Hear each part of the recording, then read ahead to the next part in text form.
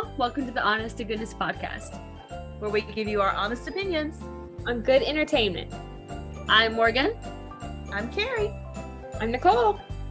And without further ado, here's today's episode. We hope you enjoy.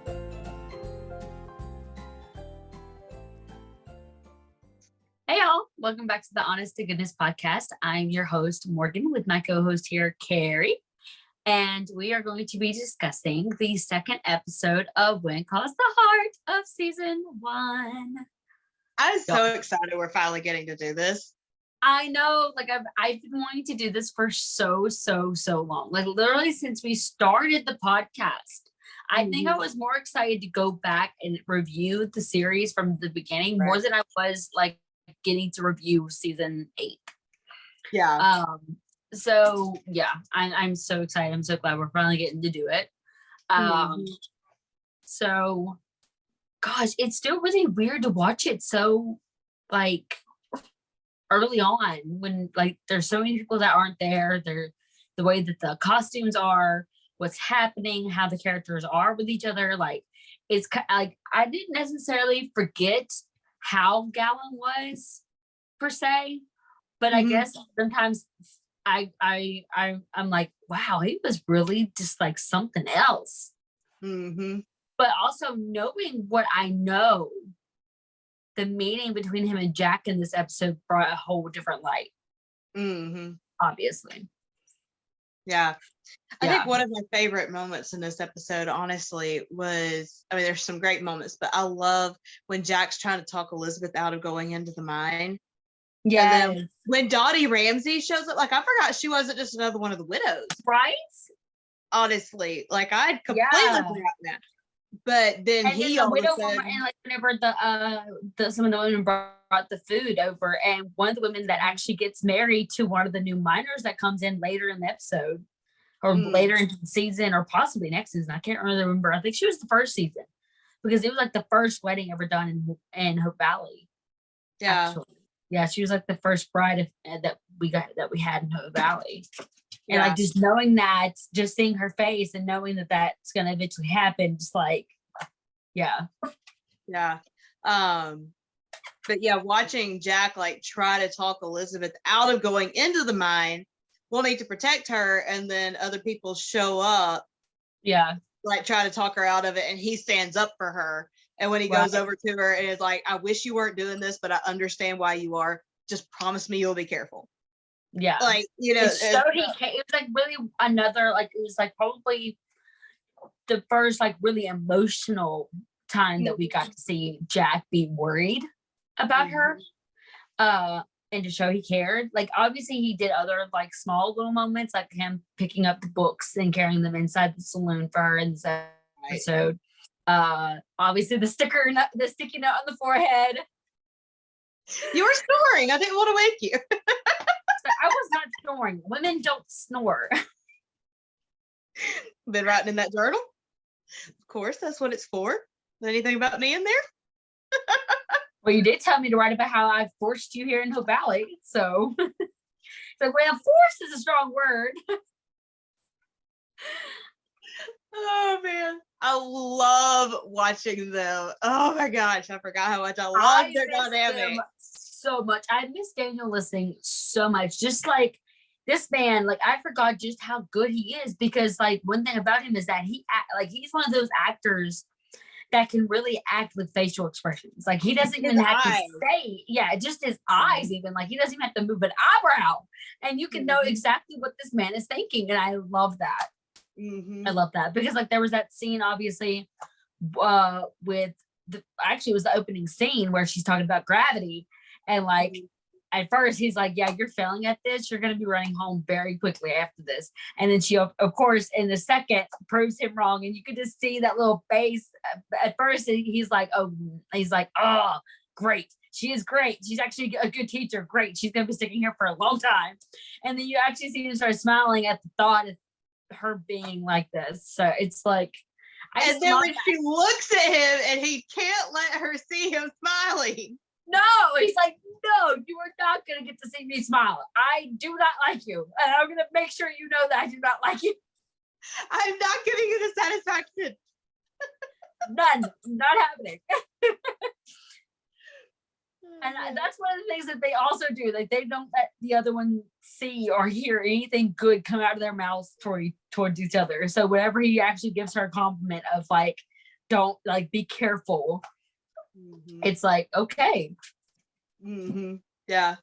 I love when Abigail comes home, you know, because okay, in this episode, we see that the widows are given notice by Henry Gowan that they will have to vacate their row houses to make room for the new miners. So they're trying to figure, so the women decide to go into the mines themselves and work in order to keep their homes and not have to leave Cold Alley and everything.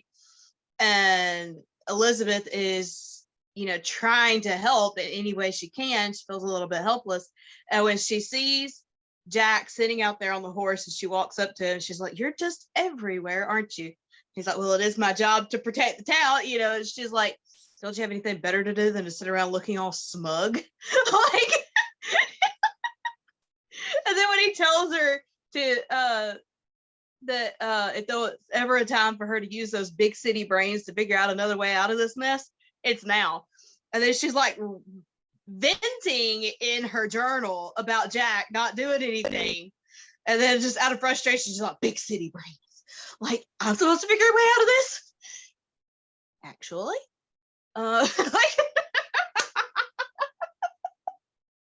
Like I love that, like the bickering that they have is just so it's like it honestly is one of those things that makes them iconic.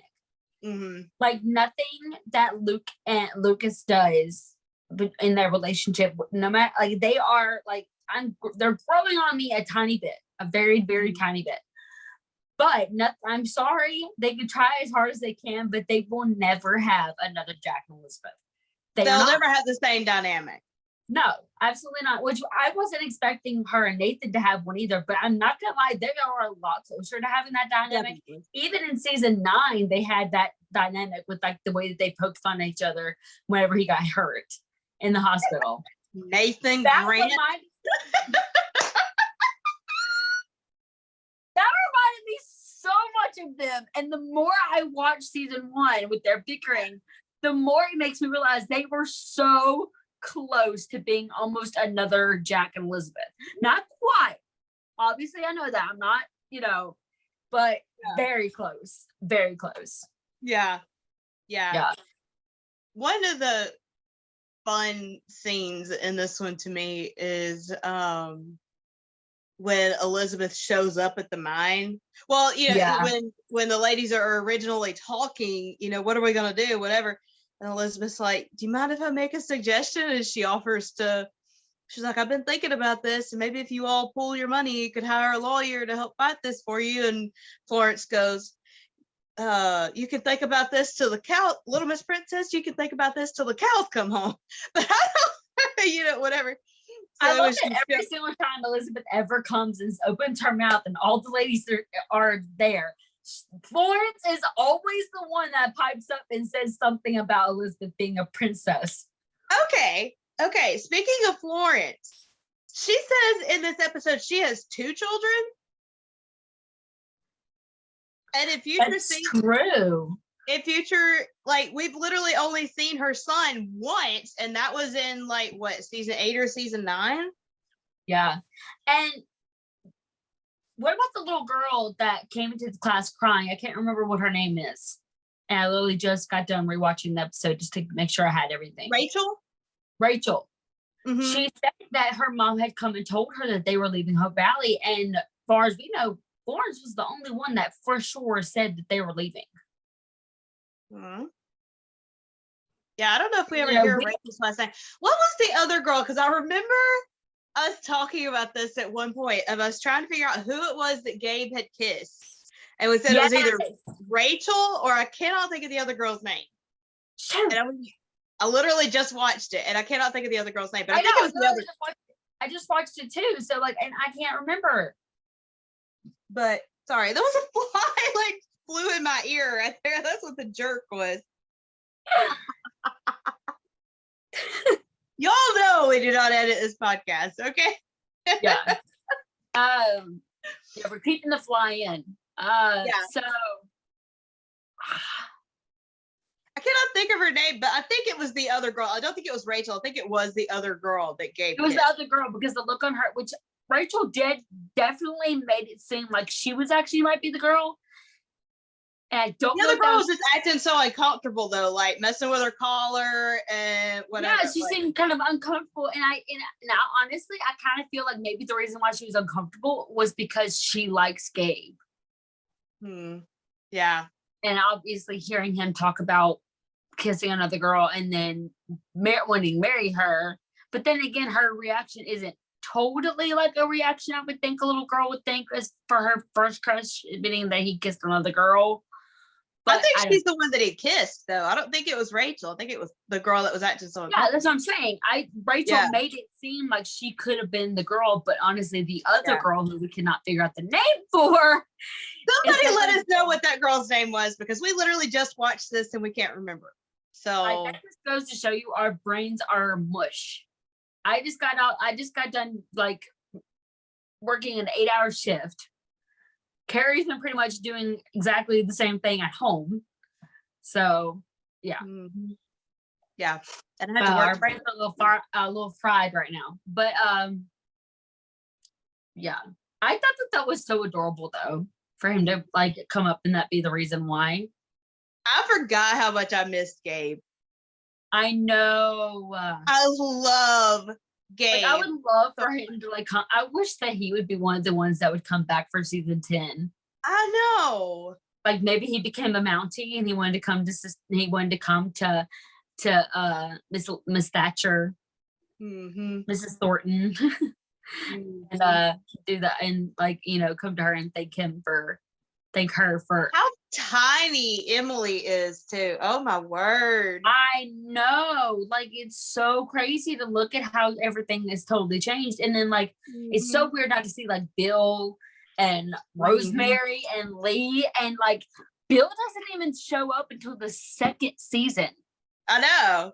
Well, no, Bill shows up in season 1. I'm pretty sure Lee doesn't show up until season 2. But no, I just looked at it. He comes in, I think, in season 2. Okay, I thought he came in season 1 to help Jack with the investigation.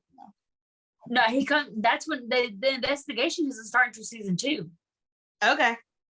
Yeah. See, it's literally been years since I've watched this, guy. So y'all are getting practically start the investigation in season 1, but from what I understand, it's season 2 because I actually started season 2.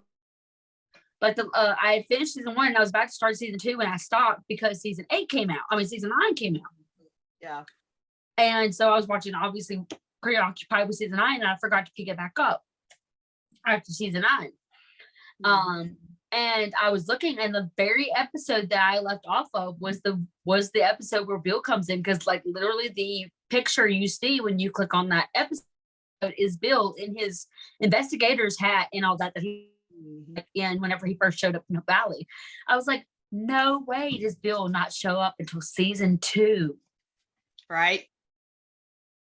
Like Bill is like the father of hope. And that's crazy because we like season 2 up until season 8 was like the worst season of When It Calls the Heart. And like I'm telling you, it gave us some of the best characters and best scenes. And it's like totally like forgotten about because everybody either thinks that it happened in season 1 or it happened in season 3. It's crazy. Season 8 was the new season 2. Yeah, pretty much. Yeah. I love the element of community in this, and when I was watching it, I was kind of struck by remembering how far Elizabeth has come. As much as we don't like things about Elizabeth right now, of just how far she has come and how much she has put her shoulder to the wheel and gotten in there with them. I love when she comes out of the mine and she's like covered in coal dust and Jack's sitting there and like just tips his hat to her and grins and shakes his head like, girl, you're something. I miss him so much. Like, the charisma off of that man. Like, y'all, like just them looking at each other sends like lightning bolts across the screen. I know, right? I'm just like, I honestly hope that I really honestly hope that Nicole's theory of it being a dream of, them together, or was that mine? I can't remember because I had a theory about it and then she had a theory about it. I know someone, whether one of us said like they theorized her getting her own version of what Abigail got in When Hope Calls. Yeah, that was you. That was you. Yeah. Okay. I thought so, but I wasn't sure. Yeah. Though I obviously like Nicole's better because that would mean that Nathan and Elizabeth get together, but whatever. We're not going to go there. We're talking about season 1. We're not going to go. I'm trying very, very hard. Okay. So I would love for that to happen. If it wasn't the other dream that Nicole did, I would love for it to be the dream that I thought would be nice, would be her getting closure from Jack. Mm-hmm. I think that would be, and plus like it would go within what's going on, because like it's a totally different thing for you to just be dating someone and going out there and putting yourself out there again to date and say I love you to someone and bring someone around your kid, and then to add in the element of being engaged and very quickly approaching marriage. So I feel like that would be honestly the perfect time to have her have a dream of him, like giving his blessing and giving her closure of knowing that she's doing the right thing. Yeah. I loved there were several just really good lines in this movie or this episode, and I wanted to write some of them down, but I was actually driving part of the time that I was watching it, so I didn't get to write anything down. But I love what is it? There was one she said at the very end, something about that there's a cost to the things that really matter in life. Huh? I loved the one she said at the end where she said there's a cost to the things that really matter in life. Yeah. And I don't remember everything she said after that, but I remember that line, that specific line, like really standing out to me. But yes, can we talk about Jack leaving that note on her forehead?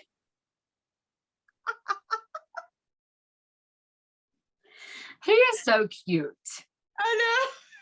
He's so cute. Like, I love whenever he fixed his face, because he was like full on fixing to just grin at her whenever she's doing the whole gravity thing with the kids. Yeah, when she he's turning around like, what are you doing? Because she's like pulling her shoe off, letting her hair down. He's like,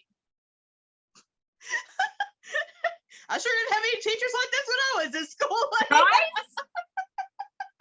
A culture shock. Yeah, and then like opening that crate and like picking up one of her dresses, like, and this is for one of the kids. She's like, done with him. Done with him. Yeah. Oh my word. Yeah, I love. Funnier because some of the girls went to the crate and started picking out her shoes. She's like, "What?" Like you can just tell that she's like, "Why is everybody going to that crate? Leave that crate alone." Just him going over to help her with those crates. He's like, "You need some help?" Like, you can tell he's being a little bit sarcastic with it, and then he walks over. May I? Like, will you just let me help you? I love that he stood there for a minute and just kind of took in the view from on the steps. Just let her struggle for a minute. Just kind of gave her a second to kind of, and then did it. Yeah, that was really cute. That was funny. I love when she walks in, like after he tells her, to use her big city brains to help find a way out of this.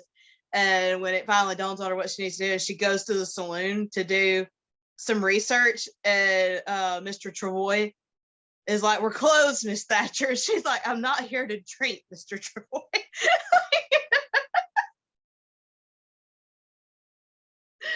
Oh, man.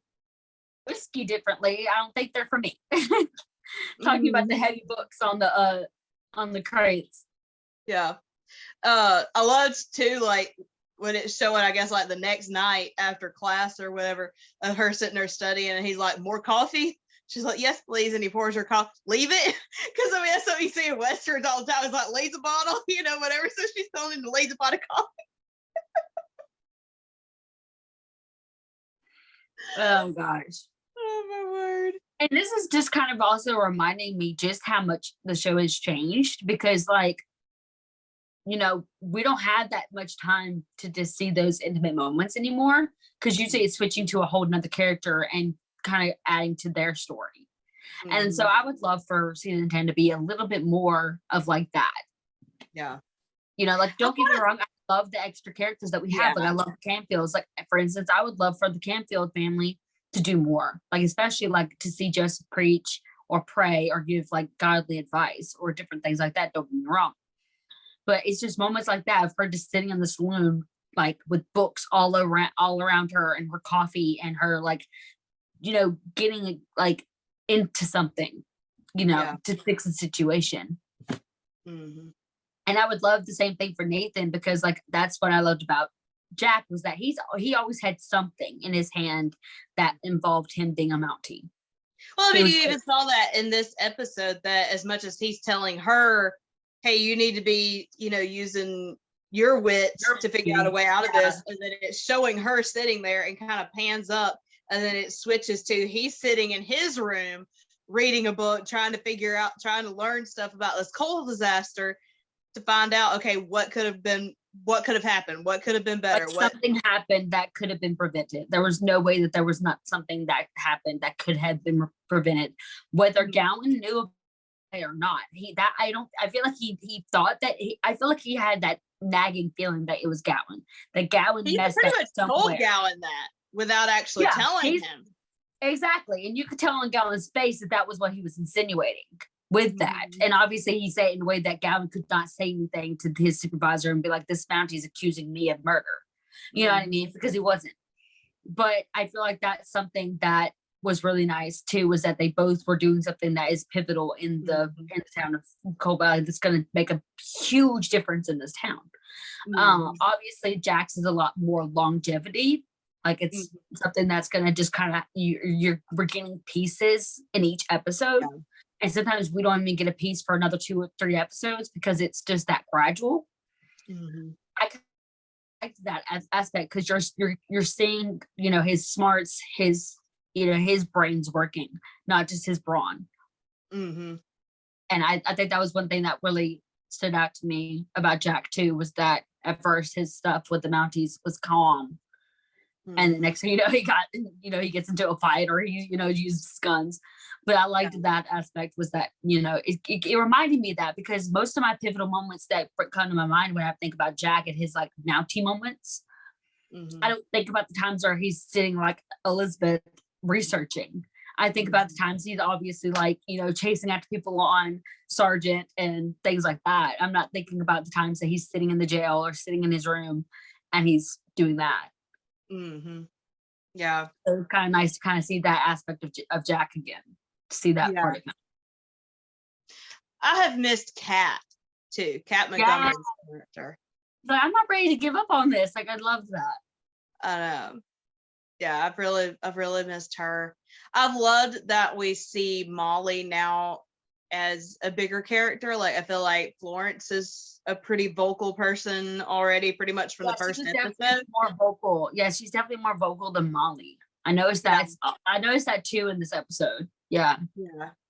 I love whenever they one of the persons sees that the bird's not chirping. Yes.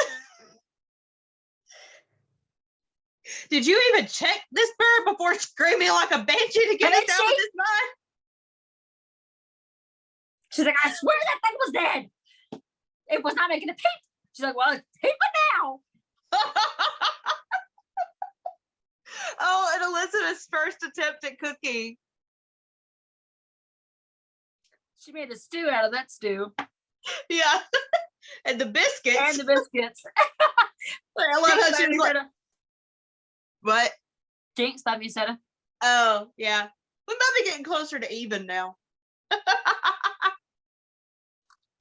feel like I'm still off by 100. Oh, man. But yeah, I loved when Elizabeth found obviously she gets the students to help her with the research. to try to find a way to save the row houses.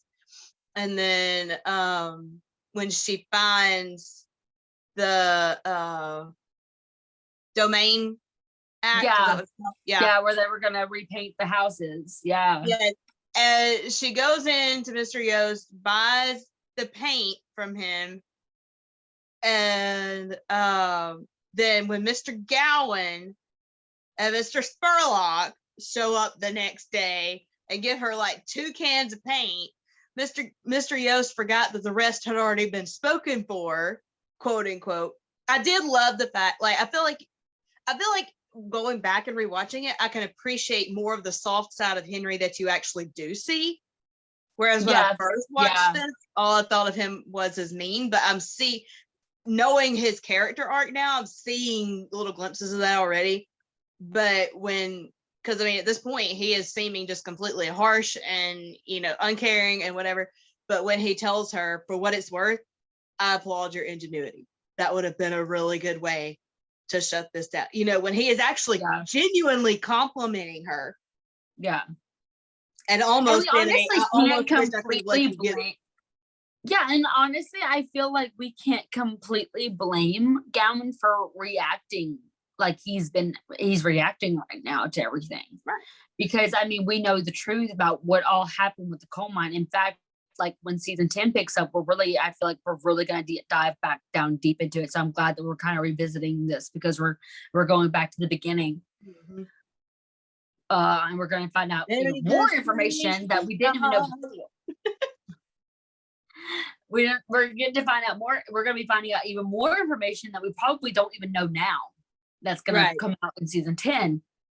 That's going to make it really interesting when we finish rewatching season 1. Mm-hmm. But yeah, like I remember watching season 1 and being like, oh my gosh, I hate this man. Like, I cannot wait to see this man's downfall. And now it's like my heart sinks to my stomach thinking about Gowan in that jail in season 9. I'm like, oh my gosh, like, which was still funny whenever he like got out when Nathan let him out and then forgot to put it back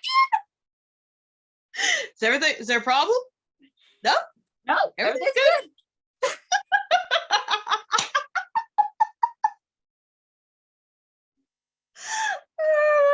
Season 1 Gowan would not have come back. No.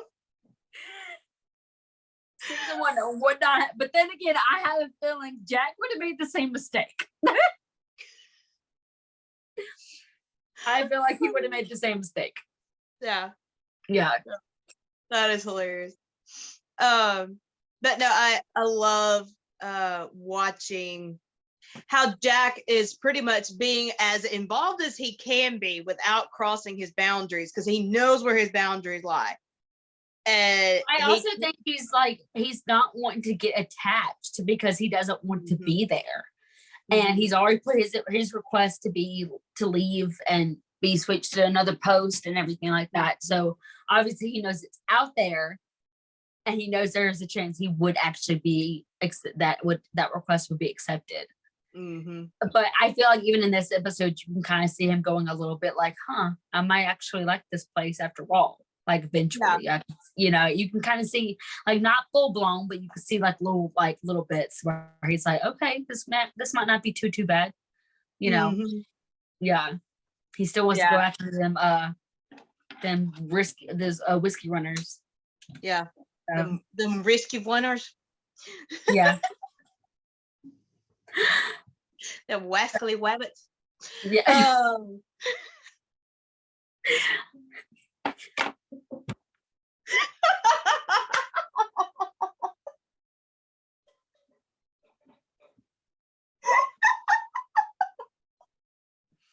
That's what we should name this episode. Whiskey Runners and Rescue Rabbits. Oh my gosh, I should.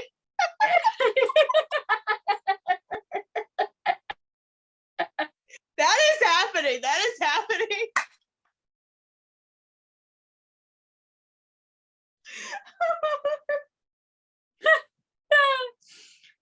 Oh, okay. That is, you guys watch that episode, you see the title, you know where it came from. Golly. But no, like I'm so excited to continue this, like getting to review all the seasons and everything like that. It's like so much fun. Okay, but like the fact that we see sorry, I'm apparently struggling with a itch in my throat now. The fact that we see Jack and Elizabeth on this walk at the end of episode 2, like I want to know how that came about. Like, how did the two of them, like, did they just so happen to start walking down the same street? Because usually he's on Sergeant. Yeah, usually he's on Sergeant, riding around on Sergeant. But it's not even like they're walking through town. It's like they are outside of town, just out for a stroll. Yeah, I think they're that story. And actually, I think they're on the road that Elizabeth and Lucas get engaged on. Maybe. I think it is. I think, no, obviously it looks different. Did you have to ruin that for me? Morgan! I'm sorry! He just came to my mind, okay? Jeez. Oh, man. But no, like, their conversation right there is so cute. And I know we already kind of mentioned it earlier, where he's like asking her, has she been writing in her journal? She's like, of course, that's what it's for. And he's like, well, anything about me in there? And she's like, that's why it would be a private journal. Well, I hope it's not all bad. You know, like them having that conversation and him just telling her, you know, yes, at first I was upset, but, you know, kind of, oh, that reminds me, another point in this episode, a conversation between the two of them is after he has helped her bring the crates into the saloon, and he basically says something about, oh, it's when she finds the journal, and he's like, be sure to write in it that, you know, et cetera, et cetera, et cetera. She's like, oh, so we're back to that, are we? I thought we had already moved on from that. He's like, we have, but I just want you to remember that as long as you're tied to your father's apron strings, I will be too. And like, he's basically telling her in that moment, grow up. Yeah. Without actually telling her that. That moment really stuck out to me. Well, I mean, if you think about it from his point of view, he knows who sent these crates of stuff. Mm-hmm. Yeah. It's just another reminder of who she is and the fact that she's got a rich daddy that snaps their fingers and gets everything she wants. You know what I mean? So I totally get why he felt like that, because he's still mad that his entire life gets ruled around because this man has money. Mm-hmm. At the end of the day, that's literally the only reason why Jack got put sent to Hope Valley, is because another man had the power and money to get him put there. Mm-hmm. Yes, he so happens to be by fate the man, the one Mountie and all of the fleets of Mounties out there to get picked, but still, yeah. I mean, so I can understand his frustrations there, but I also, of course, understand Elizabeth's, because she doesn't want him there either. She wants to prove herself. Like, the one of the things is that she wants to be able to prove to herself and to her family that she's not this fragile little thing, that she can do this, and she can bring this education to these children that need it far more than the children that are in the city that she lived in. Which I totally agree, because I mean, at that point, it's like she said, I think even in the pilot movie, they've got enough teachers in the city to handle the kids that are in the city. These kids in the city will have an education, but there is a chance that these kids in the West will not get an education. Yeah. Well, so, like in this episode, when Abigail comes home, as she's so wore out and stuff, and Elizabeth's like, I wish, you know, there was more I could do, you know, like do my part. And Abigail tells her, you're doing your part by taking care of the children. Like, Elizabeth doesn't feel like she's doing anything, but actually she's doing a lot, because those mothers are not having to worry about their children throughout the day. They know where their children are, that they're safe, that they're cared for, that they're looked after, and they don't have to worry about them. She's a built-in babysitter for the whole town, is what she pretty much. And then not only that, they don't have to worry about their children having to go into these very mines in order to make a living, because they're getting an education that maybe they didn't get. Exactly. Because if you think about it, a lot of mothers back in those times didn't get an education either because they were pretty much made to be just caregivers. Mm-hmm. They were taught how to keep another human alive. Mm-hmm. They were taught how to cook, how to clean, how to take care of a baby, how to take care of their husbands, and take care of the animals and the livestock and the laundry and the cooking and all these other things. But as far as like math and science and reading and writing and things like that, a lot of those women back in those times did not do that. They This didn't get fly is driving me nuts. Apparently, it's my turn to deal with the bugs since Nicole's not here. It's my turn to be dealing with the bugs, but this fly is driving me nuts. We miss you, Nicole. Yes, we do. So it's kind of nice that it's just us again, like old times. It kind of reminds me of old times too. Yeah. But we do love and miss you, Nicole. Yes, we do. Yes, we do. Well, there have been a lot of times that it's been like just me and Nicole. There haven't been very many times in a long time that's just been me and you. I know it's definitely been a while. Yeah. Yeah. It's been nice. So I think we pretty much wrap up the episode. Mm-hmm. Can we talk about Kevin's biceps in his birthday photo though? Were that photoshopped? No. Those were not photoshopped, sweetheart. You could see the vein in his arm. When Ben posted his photo, I wondered if he was like making fun of Kevin or Most likely because it's Ben. And you know how his and Kevin's friendship is. This is true. I still want to see Hickam with a girl. I know. Like, I want Hickam and Faith and Nathan and May. That's my final decision. I don't care what the crap happens in season 10. I'm about sick and tired of it. And it hasn't even started. Because I'm trying to psych myself out, but there's so much going on. And we haven't even gotten that much like back. And I guess it's just because the showrunner knows Andrea. That bugs me. Yeah. But anyways, I want to talk about Kevin's biceps because I'm telling you that was not Photoshop. You can see the vein in that man's arm. Like, what role is he beating himself up for? Like, what the mess? Like, if they start showing those guns to that red search, I don't see him having sleeves.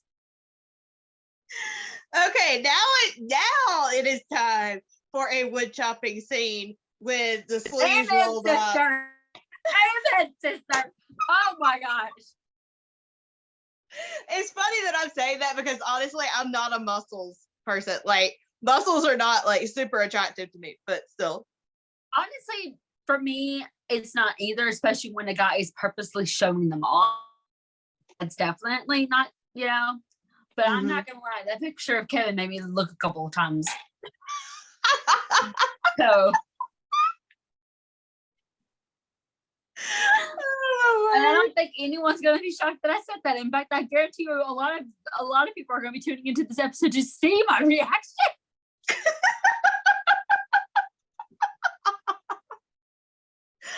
Oh man. Talk about a throwback, y'all, on Facebook just a few days ago, maybe like 3-4 days ago, maybe. Yeah. That in my Facebook memories, it popped up the story from when, well, it was for Kevin's birthday. Yeah, in fact, it was for Kevin's birthday. Okay. So Kerri announced that she was going to be joining me for a live on Instagram. And based on how she put it in her story, it was on Kevin's birthday. Mm-hmm. And I'm pretty sure that was our first ever live. I think so. What was it, 2 years ago? Live. Huh? What was it, 2 years ago now? Yeah, 2 years ago. Oh, yeah, because I know we've already celebrated our 1 year anniversary, but yeah, our podcast is officially 2 years old now. That's crazy. And this random girl has become my sister that we even wear matching shirts now. So like I know, like you've visited me here in Louisiana twice now. Mm-hmm. I mean, you literally went to my mom's wedding. Mm-hmm. Like, that's crazy. I tell you what, if this crazy stupid show that we love, but it is gets on our nerves. Yes. Puts us in therapy. if it has done nothing else, if it has done nothing else, it has brought a lot of people together and created a lot of wonderful friendships and a wonderful family. And obviously we wouldn't have this podcast without it, and we wouldn't have our little group of friends from doing that, which I'm so very grateful for. I know, that's why I can't wait for Rama Drama to finally drop when they're gonna have Rama Drama, so that we can all go and all be together. Right. Rama Drama, do your job. But I know it's absolutely crazy that it's been 2 years. Mm-hmm. First of all, it's crazy that we even kept this up. Mm-hmm. Didn't like stop. I think we deserve a round of applause for ourselves. For sure. But yeah, that's so crazy. Mm-hmm.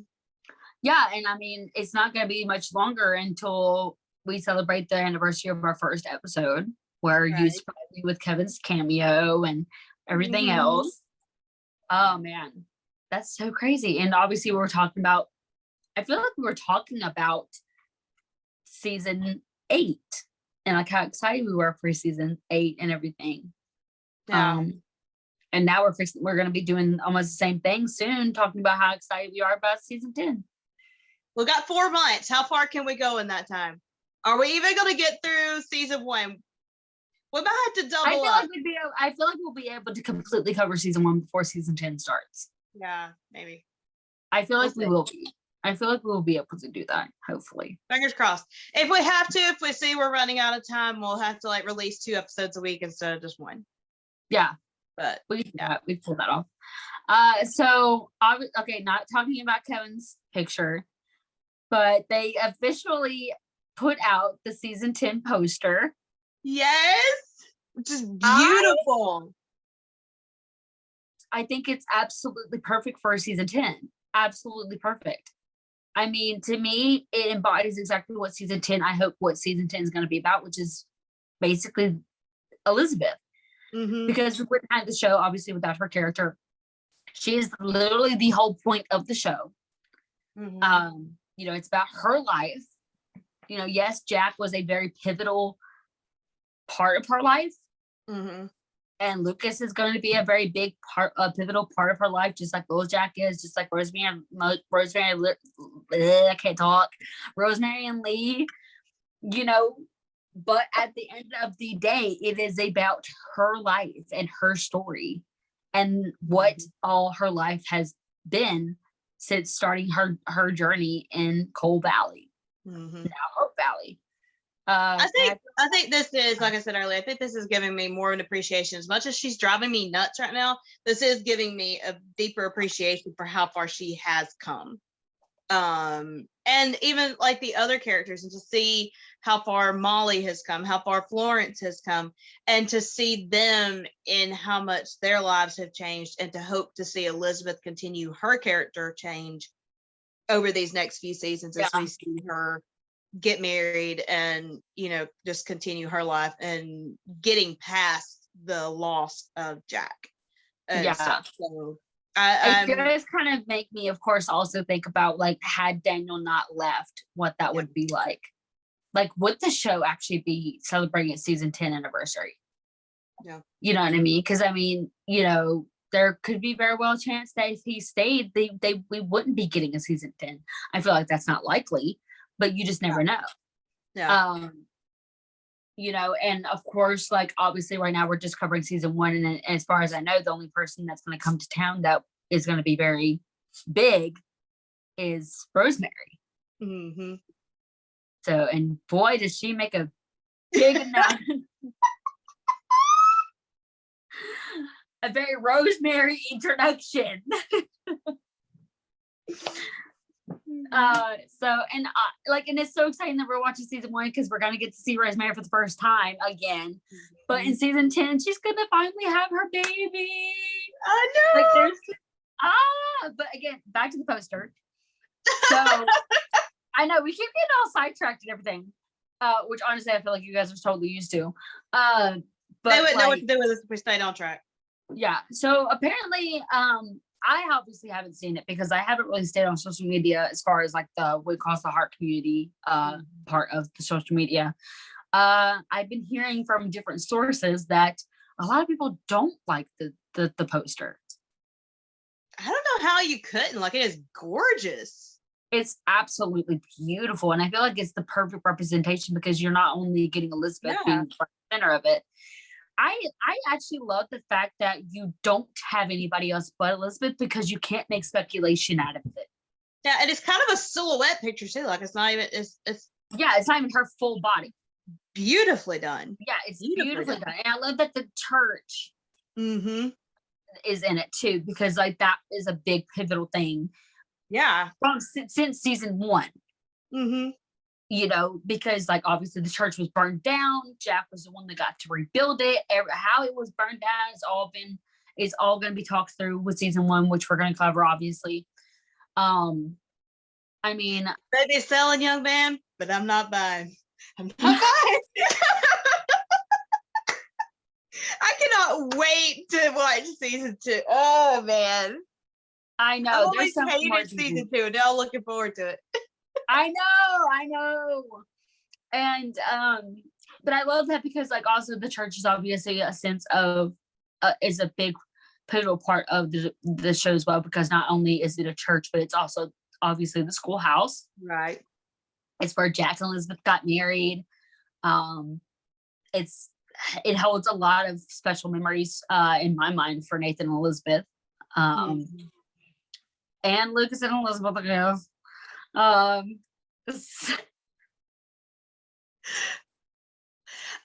will say this, now that we've like talked about all this stuff, apologies to anybody that this is your first time like watching this show and you don't know what's going to happen and you didn't want any spoilers. This is not the podcast for you.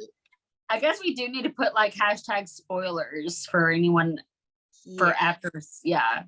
Like, I mean, we do spoilers all the time. If you're watching, okay, I'm just going to say it this way. You can't get mad at us if you didn't want spoilers if you're coming to a podcast that talks about a show that you're watching. Because we're going to talk about the show. Because we're not necessarily reviewing it.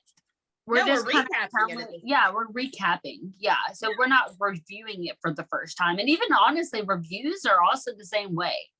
Most of the time when people do a review on a movie or a TV show is because they watched the whole thing. But anyways, sorry, not sorry. Okay. If anything, we're saving you from a ton of heartbreak. Okay. Exactly. So, honestly, you should be thinking this. I know. Like there's a lot of things I'm looking forward to, and obviously there's a lot of things I'm not looking forward to watching again. Well, the good thing about it for us now is when these things that we don't like happen, we don't have to wait a year to watch. Yeah, see that kind of come to a head. Yeah, and see like the full thing of it. Yeah, I was actually thinking about this on the way home whenever I kind of started thinking about what was going to be in the episode, and of course in season 10. So obviously in season 1, one of the big things is like obviously there's like this big tragic loss, not just the people in the town, but also they closed the mine. I think in this season as well, right? Like they permanently closed it. No, that might be the beginning of season 2, but it's in yeah. But it's within this round. Well, in season 10, not only are we gonna get that, like we're gonna get that finally like a real closure, like for real closure. Literally 10 years later. But we're also seeing the fact that obviously the foundry didn't work out. The saloon is out of business because it burned. I don't think it burned down. I really don't think it did. Obviously, what do you think Lucas is going to end up doing? Honestly, I think what Chris McNally said about what he desires to see for Lucas to happen, I think is going to happen this season. And I think that's going to be the reason why we're not going to get a wedding for season 10. And I could be very wrong. But I think Lucas is going to get Rosie agrees with you. Yeah, no, she's just happy because mom's home. I think Lucas is going to go broke this season. Mm-hmm. I think he's not going to be as quick to find something to do. Yeah. I think he's going to, I feel like he might go through different things. Mm-hmm. It'd be kind of funny if he went like job hopping and he like worked for Ned for a minute there, and then he goes and like helps with different things, like helps Lee with the sawmill and like just, you know, different, just kind of job hops. He's going to become Hickam. Yeah, but it's gonna happen in a more of like a really funnier way, because like I could like, can you imagine him like in like the outfit that Ned wore and like working behind the ice cream stand?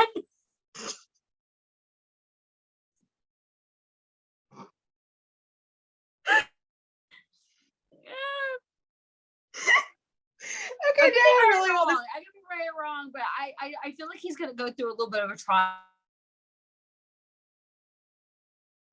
I don't know. Yeah, I don't know. I don't really see him going like flat broke, simply because Lucas is good with money. But I could see him like, you know, struggling to find his footing again, you know, but I don't know. Because back in those times, like especially with them being engaged and everything, like I definitely feel like he's gonna feel the pressure to get back on his feet a lot, like, you know. And Elizabeth is definitely going to be there, like, you need to, you know, take a breather, like you, like literally, like this isn't something you rush through. Oh, here's a question: where is Lucas going to be living? Oh, well, one of the things, it would be kind of comical if he moved in with Nathan. Or Bill. Moving in with Bill. No, you know who I see him moving in with? Gowan. Hickam. Oh, Hickam, yes. Because Hickam's the only one, because like if you think of, well, I mean, I could probably see Bill, but at the same time, I don't see that happening. Yeah. Maybe for a minute, and then he kicks him out, and then he has to go stay with Hickam or something like that. I can see that kind of happening. But the only reason why I don't see him staying with Nathan is because, you know, Allie is in the house. Not obviously. Allie could go stay with Elizabeth. That's true.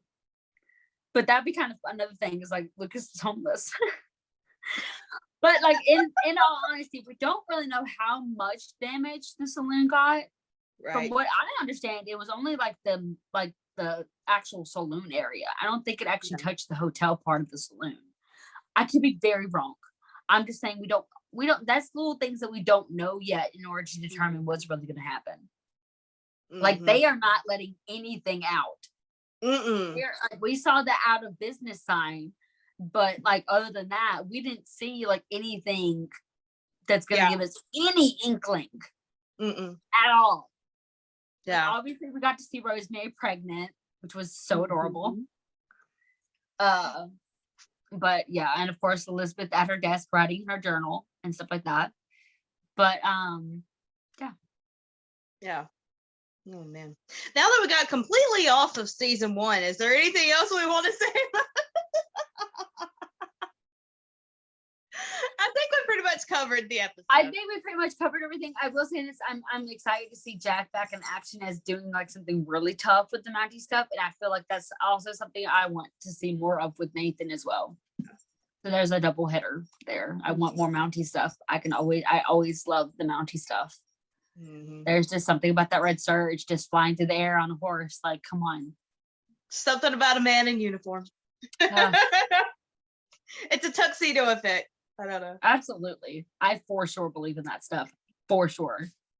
But honestly, I'm honestly just ready for season 10 to start. Yeah. And yeah. Because honestly, the anticipation is killing me. Like I just want to get to a place where Nathan is with somebody, preferably May, but with somebody. And, you know, that's all I'm just like getting so antsy about. Yeah. And y'all know, as always, we will be giving our blunt, honest opinions on everything as it happens. Yeah, I can't wait. Me either. All right. We ready to wrap this one up? I think so. All right. Well, congratulations, guys. You made it through another episode of our rambling. So, round of applause to you guys. Oh, man. Thanks for being here with us, guys. We really do love each and every one of you, and just thanks for all the support that you always give us, reaching out to us when we're going through our hard times and praying for us. We have just gained such an incredible community through this podcast, and we're very, very grateful for the relationship that we have with each other. And we'll be back soon, hopefully with some friends to be continuing talking about these early seasons of When Calls the Heart. But we love you guys, and we'll be back again soon. Bye. Bye.